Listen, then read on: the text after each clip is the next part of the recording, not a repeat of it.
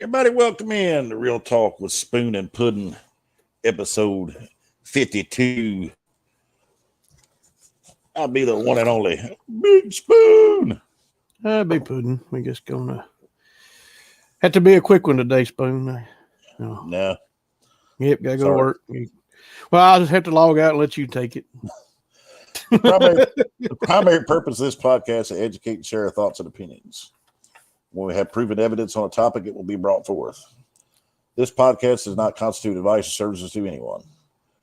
Spoon and Puddin do not accept any responsibility or liability for anyone, our guests, or anyone's comments or actions based on material we talk about on our podcast. This podcast is for private, non-commercial use, and everyone should ascertain that the information we provide is correct and verified at all times. There shall be no adding to, editing, or reproduction of this podcast without prior written permission from Spoon and Puddin. You can reach us at Real Talk with Spoon and Puddin at gmail.com. What's going on? Oh, not much. Just been running around all day and trying to get back in time to squeeze this in because you was gone this morning and I was gone this afternoon. So trying to coordinate.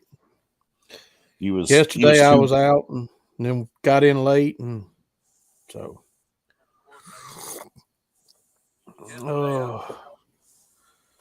there you go with the damn thing again. Always. What? You always got to put that up like you want to watch the comment. Like who? Well, you want to jump right into what we're going to talk about? Did you read what I sent you today? This dropped in my lap as of yesterday, and we all want to think we got good congressmen and stuff, and think that the cream rises to the top, that the cream of the crop goes up. Seems like we got us a floater here in the 6th district here in Tennessee. If you don't know, that's the 6th district of Tennessee's congressman. Does he look a touch scooch older than his wife there? Did you read what I sent you today? No, I don't think he looks that much older. What are you talking about? What? He was 45 and she was 21 when they got married. That sounds just and without trying to read too much into it, here's the news article that I found on the Netline, according to him. Y'all guys feel free to pause it and read it if you want to. That's the top half of the article. Read it to him. Well, I don't have my phone with me. You got yours? Yeah, I'll read it. I put it on charge. I was almost dead when I got home a few minutes ago. All right. John Rose, a U.S. representative for Tennessee's 6th congressional district, seems to enjoy a happy marriage with his wife, Chelsea Dawes Rose. The couple has been married since January 2011, has enjoyed a low-key union for over a decade. However, John Rose's marriage to a woman nearly 25 years his senior has recently drawn attention due to the Republican Party's fervent opposition against grooming. The conservative movement has labeled people who don't say gay bills as child groomers. They attacked Justice Ketanji Brown for allegedly giving lighter sentences to child sex offenders. Chelsea Brooke Dawes was born Jeff and Beth Dawes in Murfreesboro, Tennessee. She played softball and basketball during her time at Eagleville High School. It's unclear when Chelsea and John met, but some suspect they have crossed paths as early as 2003, when Dawes, a high school freshman, started her association with the FFA. Rose is a lifelong volunteer of the FFA and who served as a board member from 96 to 14. So 21, she was 21 and 11 when she got married, and she may have crossed paths as far back as 2003, so subtract 8 years, right? So where we're getting here at? Possibly 13 years old when she met 13, this guy. 13. Possibly known him since she was 13. Let's subtract 8 from him. He's 37, she's 13, and they might have met each other in this general. There ain't no might. They did. Well, they were both known to be in the same FFA club as early as 2003. In 2007, Chelsea and her Eagleville team competed in the state competition during the annual Future Farmers America convention. Her team won the state superior award, and Chelsea won the state job interview contest and earned the position of Tennessee FFA Association state president. At the time, Rose was the vice chairman of the board of Tennessee FFA. Several months after Chelsea's victory, she received the Jerry Betty Williams Rose Scholarship to study at Tennessee Tech. So that's all I sent you. I didn't screenshot more of it. I just figured them. Well, but they're alleging the only reason she got that scholarship to Tennessee Tech was because of him. Or Texas Tech. So it says right there on top of it, right there in the screen. See? So they Texas Tech. Married after he offered her a scholarship to attend Texas Technical Institute. Well, in the if you read down here, it says Tennessee Tech. Oh, it does. Yeah. Well, again, we're quoting Netline, so this is what we found on the interwebs of or what I found this morning in a rush after I seen that picture. She kind of looks like that. She kind of looks like that Laverne cop just a tad bit, doesn't she? What do you think? Just a scooch in that picture there, Spoon? A little bit.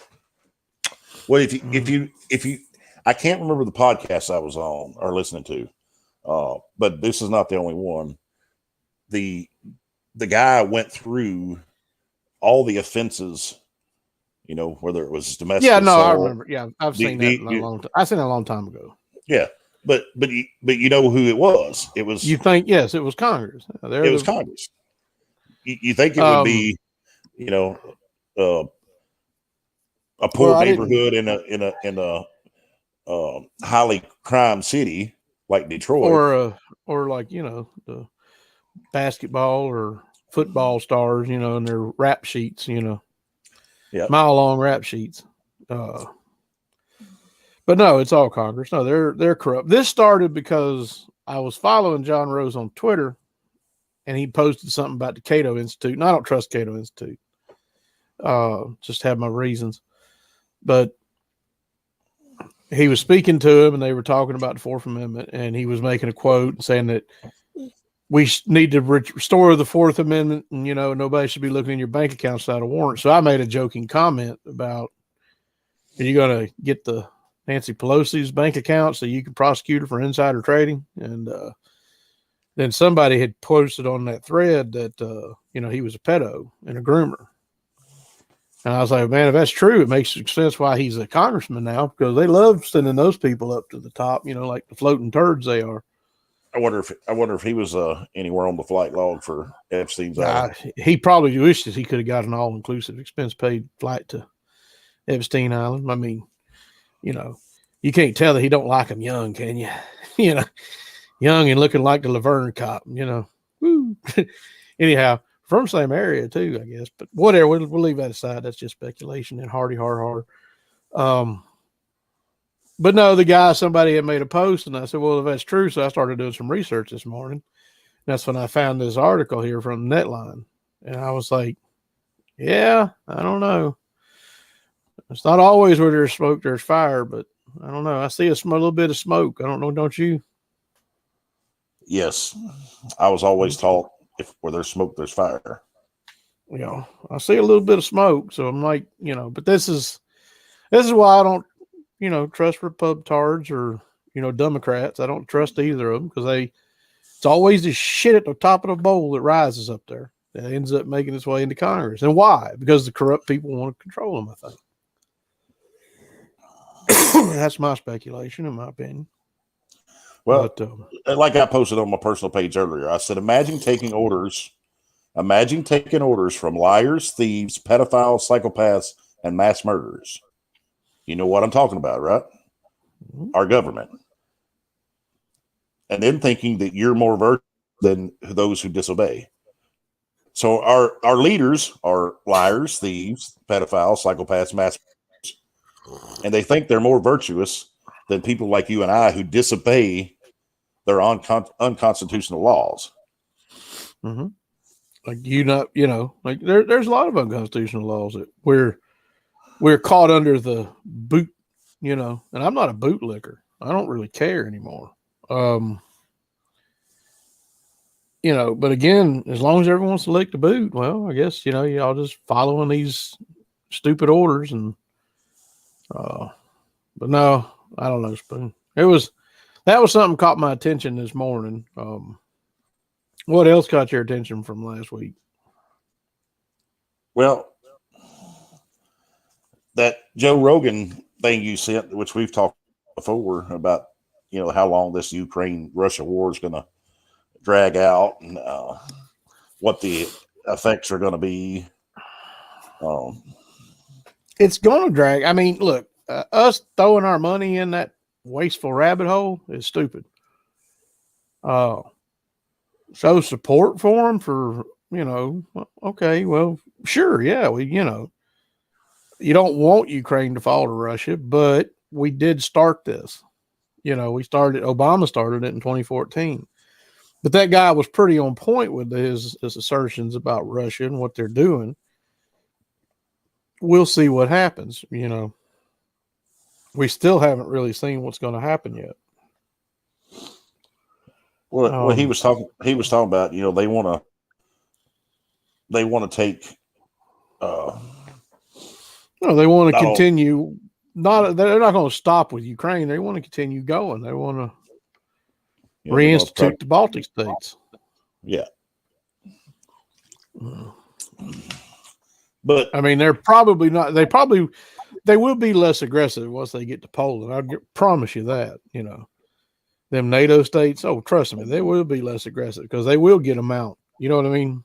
Well, it's going to take them a long time to get if they win and get through Ukraine to move to Poland, because they won't.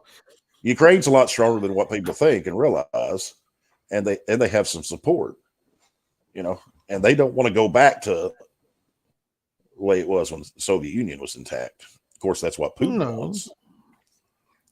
Well, they don't, but I mean, again, we can't, Obama's not, guiltless here. He's the one that did the separation.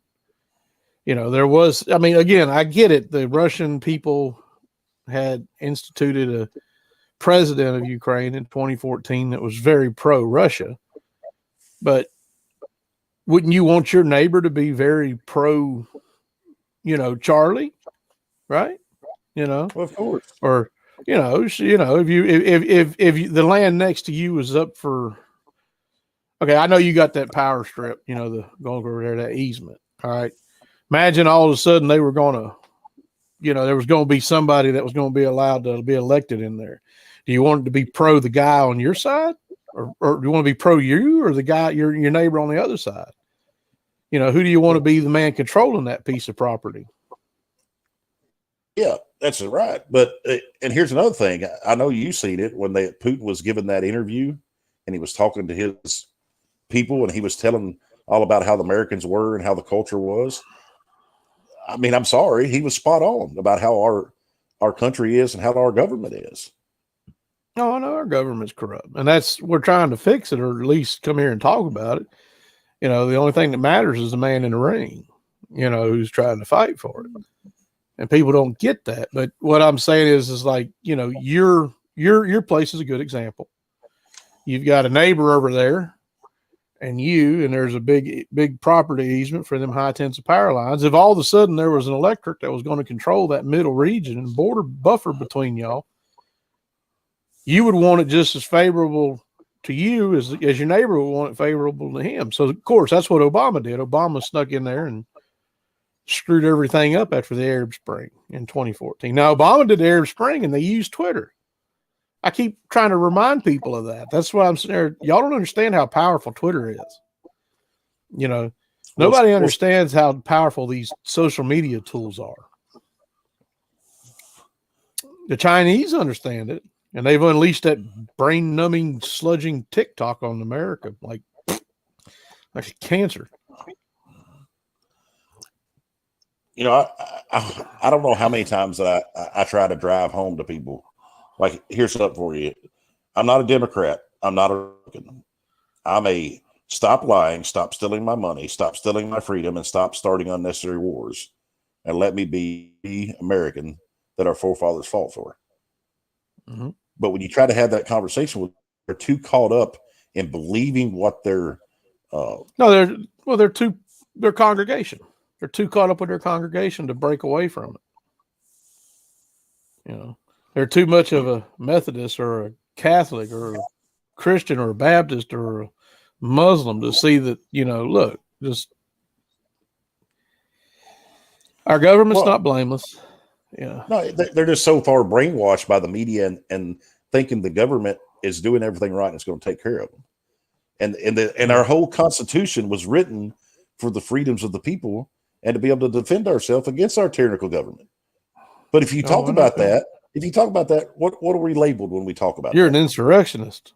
That's Speaking right. of, I want to segue. Did you see? I didn't send it to you. I can send it to you. Did you see? I guess it was posted last night on YouTube, but I caught it this morning. Tucker had the I seen it. QAnon. The Tucker Carlson. Yeah, I seen it. So you seen the QAnon shaman and the footage of him being escorted around the Capitol. Yep. People were being friendly with him. Everybody was all happy. They show you the 2 or 3 clips that make him look like leading the pack of terrorists, but then they leave out the other fucking 98 camera angles of him just walking around, chilling with the cops. What's up, Hank? He's a lot of those protests walking around being friendly and doing all that. And then what happened this morning? The media come out and try to hammer him saying, oh, he edited that stuff. He's da da da. No, the only one that's lying, which you got a political prisoner. We have a political prisoner being held right now in this country. American-born, political prisoner. He was a Navy guy. Messed up, ain't it? Go serve your country. Now you're in a gulag because of what? Because you walked around with a bunch of. I mean, there was that one. The one that blew my mind is he was walking. There was a cop in front of him, a cop behind him, and there was 2 lines. He was walking between them, and it's like there's like 12 to 1 there. You know, they wanted to arrest a guy. What are you waiting for?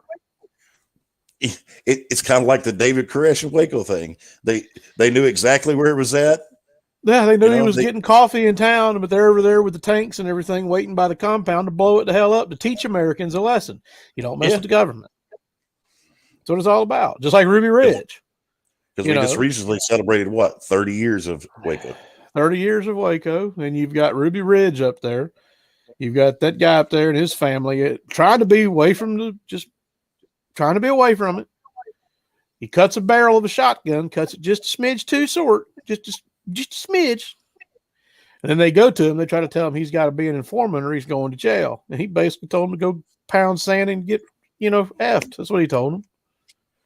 And then they end up shooting his wife through the door and nothing. It's just the ridiculousness that is our government.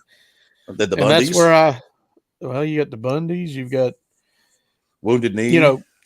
Wounded Knee. I was about to bring up just when they tell you that Vegas was the biggest mass shooting on American soil. Yeah. Wounded Knee was the biggest mass shooting on American soil, not under the banner of a war fight. Wounded Knee was almost 200 people slain by the U.S. government, no less. And then they tell you those 40 some odd people or 50 people, whatever it was in Vegas, that was, was it solo? I still ain't seen the footage for Mandalay Bay. Still waiting on it. It wasn't even the top 2. You take Wounded Knee and Waco, that's your top 2 right there, isn't it? Yeah, well, you got 70 in Waco and you got Wounded Knee. It made third. It was like the Hitler. They want you to know about Hitler. He was number 3. They don't want you to know about Stalin and Mao. Don't talk about them. Because Stalin and Mao, at least they play games with us. Hitler wasn't playing games. What's up, Papa? Not him. But that's my point. Don't look at Hitler or Stalin. Just focus on Hitler. He's the bad guy. Yeah, he's the bad guy. He went too fast. He disobeyed what we wanted. Stalin and Mao played along. And they did. Stalin and Mao did play along. He said, Mm-hmm. Yeah. Getting ready to be shenanigan days or whatever, shamrocks, shenanigans. He's up, probably starting his day because he's got to work tonight, I guess. Oh, probably. He's still out there by the Amishies up there. Hay Bakers and Mennonites. I'm sure he is. Yeah, I guess he is. I was up there. I was up living up there in the Freedom Land. I was up there at work earlier, Papa. I had to go do my day physical. He said he'd see your sexy ass. That's why he got popped on here. Oh, okay. Oh boy. You need to slap yourself and go back to sleep. What you need to do. Can't believe he's talking that nonsense this early in the morning for him, for He you said night shifters. He's in Bowling Green right now, 2.5 miles from the roof. The roof. It's on fire. We don't need no water. Let the motherfucker burn. Oop. Anyway, so segueing, because I'm under the gun here. Did you want to talk about what you added here for everyone to see? Well, yeah, let's go ahead. I'm going to read that because I'm sure most people got it or they should have. Did you get one? Because it was I didn't get one. You didn't get one, but you're on the city water supply. Yeah. So I'm going to read this to everybody. We're going to talk about a little bit about this because we've talked a lot about the problems of the water issue in this town. And they just voted. They tried to put an amendment that money was only for water, and the city just can't help but, So everybody should have got this notice. Our water system violated drinking water standards over the past year. This is from the city of Portland now. Everybody should have got this letter. Even though these were not emergencies, as our customers, you have a right to know what happened and what we did to correct these situations. We are required to monitor your drinking water for specific contaminants on a regular basis. Results of regular monitoring are an indicator of whether or not our drinking water meets health standards. During the second quarter, April to June of 2022, we did not collect an atrazine sample for the entry point to the distribution center. Then it says, what should I do? There's nothing you need to do. What are they doing? In the future, they're going to make sure they get the sample. I want to read this because I had just got done last month sending emails, a few weeks ago, to 7 of our board members and our mayor about our water supply because of the Ohio train derailment chemicals that's in the water there in the Ohio River, and it's coming down. It's Louisville and Cincinnati had to shut their intakes off, but within 2 weeks they were getting the contaminants. So, and we talked about it. What was it last week or week before about what our Republican William Lambert said about we didn't get any of our water supply from the Ohio River or the Mississippi, which was a lie.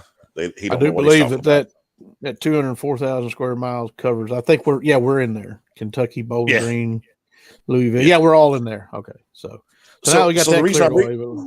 So I'm reading this because not only have we hit on we want to get fluoride out of water because it's poison, a toxin to everyone to ingest. Then we're talking to them, try to make them sure they're taking the train derailment chemical spills seriously, and they're telling us, William Lambert, our representative, tell us, oh hey, we're taking every precautions. We're talking with this and meeting with that, which still hasn't replied to our email yet either. By the way, he's not going to reply to our email. I know he's not. You did get a reply from Jennings and Thompson, so that was bravo. We did get responses from 2 of our council members, so we appreciate that very much.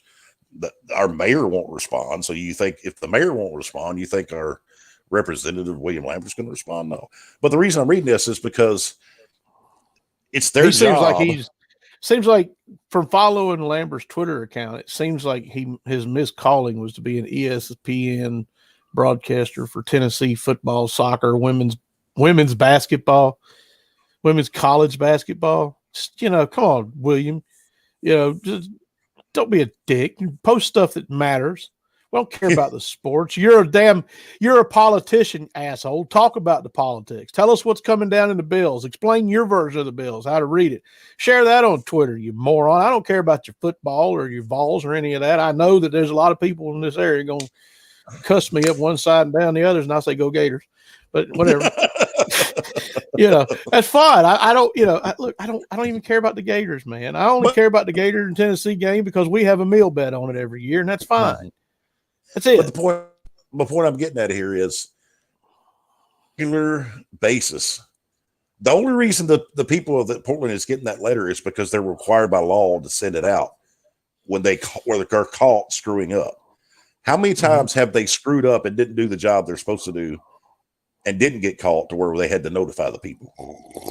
I'm sure very, very, very many times. So if they can't in a normal situation be trusted to test and ensure that we have suitable drinking water by the health standards of how that is, by our state and our government regulations and the EPA, what a joke. With the chemicals that we already have.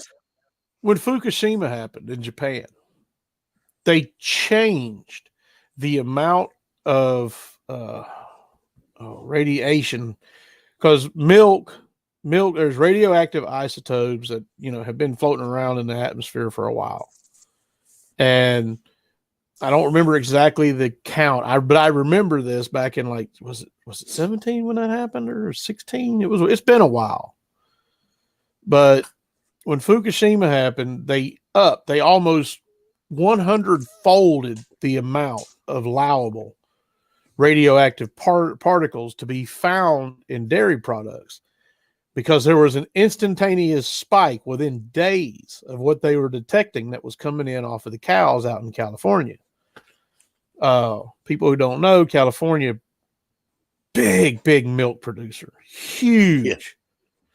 Yeah. I mean, so, it's kind of like they just, before Fukushima, it was like, let's say 50 parts per million detectable, or 5 or something. It was some stupid, ridiculously low number. After Fukushima, it went from 5 to 500 or 50 to 5,000. I mean, they just made it, they sorted up because they couldn't sell the milk because they had too much, and that's why, that's why I was an Ann Coulter. I don't like her. Because after Fukushima, she come out and said, "Oh no, that's fine, nothing wrong." And that's why, it's like, dude, go have a cup of coffee made from that water. And I ain't surprised it isn't. I know she wouldn't, because she knows it's poison. But then she's going to tell everybody, it's all this. Don't panic. I'll be done in a minute and call you.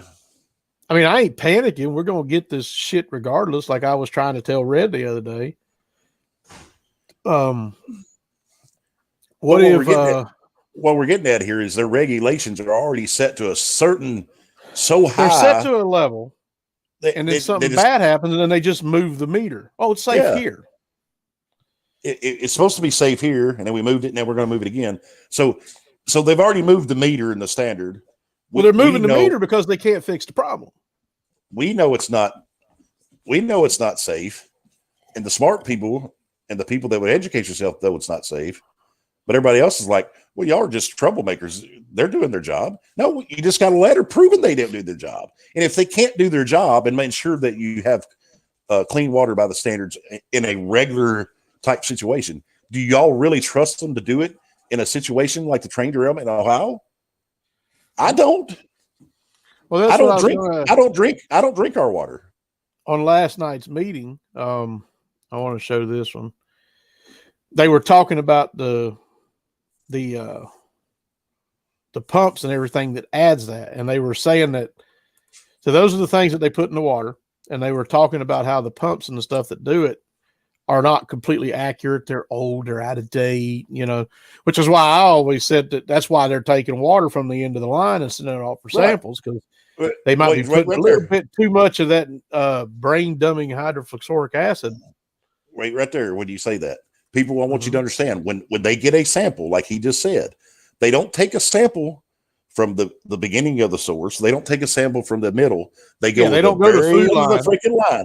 They go to the end of the line, which is in another county, Robertson County, and they get their water there and sample, then send it off, and then say, "Oh, we're good." Okay, we're good. That's the very. If you're barely under the standards at the very end of the line, what are you at the beginning of the line? What are you in the middle? They're not walking into Dunkin' Donuts and reaching over to their sink and turning on the tap and getting the sample and sending that to the lab. No. Why would you want to do that? Why would you want to tell people their coffee might be made with some, unsafe fluoridated water? Like, Popeye just said, you can't move the meter on Jet A1 fuel for parts per million of water particulates in fuel in the military. So why are you allowed to change the meter on drinking water? You're not. Well, it's like the leaded gas. Leaded gas is still allowed in airplanes. That's why lead contents in the air is extremely bad, because they still use leaded gas. If you live near an airport, that's not good for you. but all right, they don't care. So we're going to segue from that into last night's meeting when they were talking about they're borrowing another $5 million from the bond company in Clarksville. And we're going to give praise to Alderman Woodall, who attempted he attempted to put an amendment on there to earmark it for water plant only, and they would not allow it. They voted it down. And they voted it down. And the reason we're bringing this up is because I had a conversation with someone last week about grants and things that the city gets. And it's not just this city, but we're talking about our city because we're here. They get certain grants from the state. They get federal grants for different line items, just like the COVID money. And it's earmarked, and they're supposed to use it for one thing, whether it's they got a grant for roads, or they got a grant for upgrade of the water treatment plant, or they got a grant for better sewage pickup, whatever. It's supposed to be for that. Buy new garbage truck. Here you go. Buy new garbage truck. Somehow that money comes in on one line item. Then they take it and throw it in and break it all apart. It's supposedly spread across other line items, and you don't know where that money went. And somebody said, it seems like to me somebody in our government's pocketed money. And I said, no doubt. Why would our local government be any different than the federal government? So I need to find a picture of the Mad Hatter from Old Alice in Wonderland and put Mike Callis's face in there. Like that's what. Well, some tea. I just stuck it in and run around the table with some new tea. It's money. It's new tea. Don't worry about it. I don't know. We want a new fire extinguisher and a splash pad. Who cares about a water plant? Fuck the water plant. You know. So what I'm getting at here is they shown you last night when they voted down the amendment to earmark it to only use the money for water, because that's what they're borrowing it for, right? Just the water treatment place, right? Just sometimes like the other measure money. From the base, sometimes they measure from the balls. I don't know. Here's the thing that is beyond me. We're already over $50 million in debt in this town. All right. Mm-hmm. Why we continue to run our 10%. local municipalities like the federal government? And most people say, "What do you mean? They should run it." Why? How much? Hey, Puddin, how much is our national debt on the federal level? 32 trillion or get $32 trillion. Heading that way. You want to run your local municipality the same way? People don't understand. That's what I'm saying. When the system breaks, it's going to be. There is no reason for a town this size to be over $50 million in debt and still borrowing money. And if you're going to do it that way, why don't you just go ahead and put together all your wants, your $40 million for your water treatment, your $20 million for this, and go borrow your $250 or $300 million and just go ahead and do all your freaking projects. Just get it done. Because this $5 million here and $6 million here and $7 million, $10 million, it all adds up to that number any damn way. Get it done and declare bankruptcy, and then go out and, go out like a boss, man. Go out on your feet. Right now they just crawling around in their boots, looking up to the county and the state. And, and I heard Cal is bragging about the Army Corps of Engineers. We only got to come up with 25%. And anything they've done somewhat, they say, correct or ahead of the curve, they want to brag and pat themselves on the back. You know what I hear? I'm gonna break this down to you. And my wife hopefully is not listening. That when I hear him say something like that, or any other politician, I hear my wife saying when she brings a truckload of stuff home when she went shopping, but it was on sale. You didn't need it. Look how much I saved. You didn't save a damn thing because you didn't need it. Right? Oh, Lord. Well, this power outage, speaking of, man, that taught me a lesson. I was trying to do it, and I'm going to have to say CMC really failed me, boy. They messed me up bad. It was 74 hours before my power came back on. Well, you're going to say it from that way, but I'm going to tell you this right here. From the stretches of everybody being out of the power with the trees and the power lines, the power poles, those guys worked long. No, they did a great. No. I'm not saying that. I'm not saying that. I wasn't saying that they did a bad job. I'm saying that was the law. I was very much unprepared for that length. Right. Yeah, I understand. But what I wanted to do, I wanted to let people know the hard job they have. Like on a regular day and everything's fine, they probably don't have that hard job. I don't know. I'm not a lineman. They may. No, we had a tree fall across. We had a tree called down my driveway. We had a tree across the power line back in 21 or 20. And they had that fixed in less than an hour because my alarm system told me the power was out and power was back on. Listen, I think it was about 48 minutes. Right. Because they weren't busy. So from that, I know they can be fast. And then this one knocked a tree down at the service line to the neighbors past my house over here. Trees on my property, and it came down and took the lines down, and it blew the fuse down at the road, and there was 4 houses out. And 4 houses, well, when you got areas of 150 and 20, we're kind of down on the list. You know what I mean? I see people every day posting and talking bad about, well, they won't come.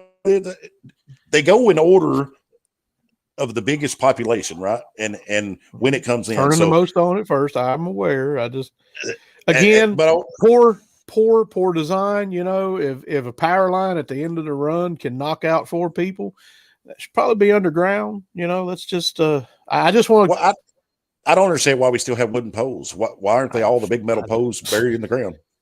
Or no, I mean, not even the metal poles. I just think they should go in the ground. I think they should have been in the ground for years. It's not like it's impossible to do it. It's more expensive. I want everybody to understand these guys. They're still out there working because I'm sure there's still some that. Oh no, they did it. Like I said, they were. But I'm just saying, for years I've been stacking meat, and trying to find it on sale and then put it in a vacuum sealer, stick it in the bottom of the freezer and say, okay, there's my insurance. There's my insurance. And yeah, this one taught me a little bit of a lesson there. I need to get me a generator. So that'll be on the to buy list here soon.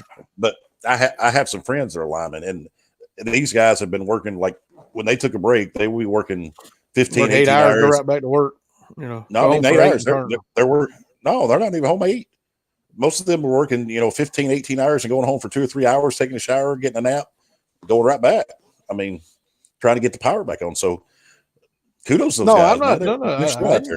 I wasn't there. I was just saying this was even my neighbor next door over here. He has a generator and he didn't plug it in because he's never seen it that long, Right. He's like, man, I don't, because he couldn't. I talked to him on Sunday, and then that's when I told him, I said, no, there's a line down at my place. And he said, oh, that's where the problem is. But I thank God, and I'm glad my power never went out 1 second that I know of. It might have the first day when I was asleep, but everybody, it seemed like everybody around they had an issue, and believe me, that it wasn't any better anywhere else. You go north like Bowling Green where I work, they were the same way, and there was 3 different sections in a 5-mile radius where the poles were down and laying across the power lines, and they stayed that way for days. Conference Drive down there, like 3/4 of it was blocked. You couldn't go south. There was poles down, lights down. Lights, I believe because I seen the lights sitting in the road, it looked like they were still lit up. I was like, I think that about a bitch. Well, I told you, like up there that Hillview, that big church on Third, that pole was broke and laying across the power lines, but they were able to get the power back onto there, so they left the pole laying. Same thing over by IP, and they just had to work their way back to it. And as of the day, I think that one pole over on whatever road it is, it's still laying on the power lines. They ain't got to it yet, and it's been a week. Friday when I think they said they measured 80-mile-an-hour winds in like Clarksville and stuff. 89. The winds was bad. I think they said 78 was what it got up to, and Bowling Green was the highest that they measured.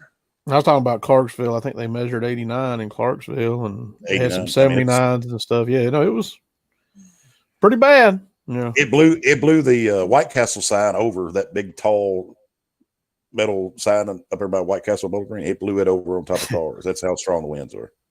Yeah, there's a tree across the car down the street from me. But no, I just I did. My only comment about the city meeting that I made was because the only reason I remembered to look at the city meeting was when I was coming south out of Bowling Green. I was between exit 22 and 20. If you've been to Bowling Green, Kentucky, you know where that is. And I was in the middle lane, coming down. All of a sudden, I looked in my mirror, and there's a car in the left lane. You can tell it's a cop from the front. And then as it got past me, squad car 225 coming down from Bowling Green. And you said there's more than one. I thought you said it was 522. Is it 225? Or 225. That was the squad car. Okay. There's a SUV squad car 225 coming down out of Bowling Green. And I know you've told me in the past that we have city police officers down here that drive their vehicles home from Portland. And you said there's more. You said there's more than one, right? You think there's more than one? I know 225 is definitely one. And you said you've seen them around in, Bowling Green shopping in their squad cars, using them like a personal car. They do, and then they absolutely do. And this is not the only town that does that, but this is our town, so we get to talk about it. Yeah, this is our town. We'll talk about it. You live in it, and I've seen it, and I'm just being a whistleblower here. But it's just wasteful spending. Well, that's why they can't earmark $5 million for the water plant only. They might need it to pay the gas for the squad car 225 to keep going shopping and driving back and forth every day in his city paid for vehicle, tearing it up, running. Maybe I need to pull and see who actually. Next time I'm up here at Bowling Green, I'm just going to start writing down the card number so I can just start see who actually drives it. There's also another thing. I've seen it twice. The second time I caught the car number, squad car 153. It was Thursday before last, or no, last Thursday. It was last Thursday. So last Thursday, I was going south on 109 out of Portland. And if you're driving on 109 out of Portland past the golf course, you'll know the city limits is just past the golf course. And then there's two cuts across 109. Yeah. One of them is closer to the city limits, and then one of them's right at the base of that hill. Right if you top the hill, there's that cut through. There's a mile marker going north, says 16, and there's a house. And squad car 153 around noon on Thursday was sitting in the middle of it. And I don't know what he's doing, but what I want to know, has anyone been pulled over by a squad car going north from the city? Because he's a half mile out of the line. Wait a minute. Lines are not like straight, right? So the city limit sign is about a half mile behind him. So if you top that hill, are you technically in the city? What I'm saying is he probably is outside the city limits, but what I'm saying is that if you go that city limit side, it's not. It may, those boundaries are way off. But I get what you're saying. No, what I'm saying is if you come up the top of that hill and you were doing 65. Do you think he's got the nuts to light you up and pull you over? Well, of course. And if he has, is it no? Well, okay. So if he did that, is that legal? Well, he's not until you cross the city limit. The radar you. Well, that's what I'm saying. Of course you see him, you're going to hit the brake, and you're not going to be doing 65 in the city limits down the road here. But where he caught you, yeah. is he pretending he's a county cop or? Most people ain't smart enough to challenge that. I'm sure all day long like that. Well, I'm sure they do too. I'm sure they write plenty of tickets. They follow you from that point. But as far as I could tell, and from any, my lizard brain says he doesn't have a right to do that. It's the same. It's the same at the state line where they sit over there, and they're probably clocking people coming out of Kentucky, and you see. Slow down, but he's already radared you was in Kentucky, so they're probably pulling over writing tickets that's not legal, but nobody challenges it. Well, no, that's what I'm saying. If you're coming south in Kentucky, you're not even in his state, but he's going to write you a ticket because speeding in some other state. I purposely look for him when I'm coming that way, because if I see him, I want to speed up and run 70 until I get right close to the state line, so I can real slow down and hit the speed limit just to see if they pull me over, so I can challenge them. I've thought about it when I keep seeing them in the middle to turn around and then come and hit the top of that hill doing like 71, just to see, or maybe hit 69. That way you're only 14 over the speed limit there, because if you were going south, you'd already know it's just a city cop. So if you just kind of booked on through the median and then come back around and floored it, I think it would be. Popeye said we won't get on tickets in Port Vegas. My neighbor's going to say, y'all are just being a-holes to the cops. No, we're not to the cops. Please. We're challenging the jurisdiction. I'm telling him to back his ass up to the golf course, because then he can actually radar you when you pass the city limit sign, and then pull you over because you sped in his city instead of sitting in the county over there trying to pretend he's a big green and white instead of a little blue and white, But I don't know, man. I'm going to have to.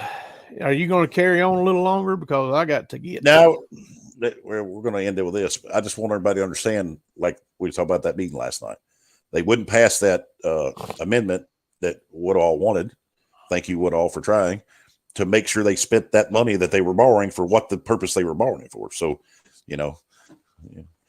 who knows where that money is going to go? Just like any of the other money in the past, grants or whatever. Falls into a little rabbit hole. That should tell the people right there. That should be a big red flag to you. If all the other stuff is not, that should be a definite red flag that they can't be trusted. But we'll see. We see. Wise man says we'll see. It falls into the Mad Hatter Callus's rabbit hole of funds to. That's right. Build $1 million bathrooms in Richland Park, right? Yeah. Well, thanks everybody for tuning in. He's got to go because we, us truck drivers, we have different schedules, so we ain't got it fluctuates. We ain't got the Monday through Friday 9 to 5. So not yet. We'll see y'all next week. Just remember, we've been doing this for over a year now, so we're working on year 2 now. Just keep it going. All right. See y'all later, man.